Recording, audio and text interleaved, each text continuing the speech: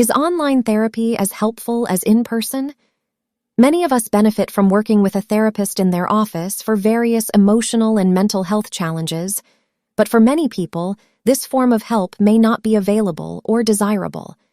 A Scientific American Post quotes Catherine Boger, a psychologist at Harvard Medical School.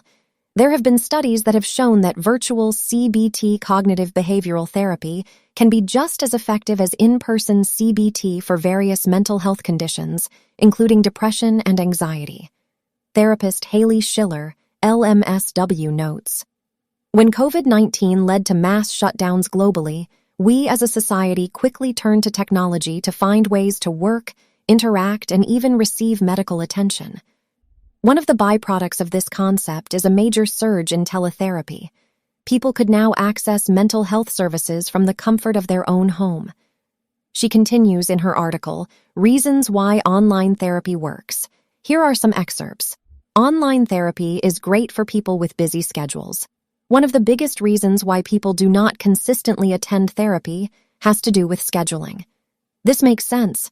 If a person works 8 hours a day, needs to commute, and wants to have dinner at a reasonable hour, it can be challenging to fit other things into their schedule. Additionally, many therapists are off on the weekends. Utilizing online therapy, you can have a session at a time that works for you. Online therapy is great for parents. Just like people with busy schedules, parents can have great difficulty timing therapy around their responsibilities as a caregiver. By being able to attend therapy from home, you no longer need to worry about childcare.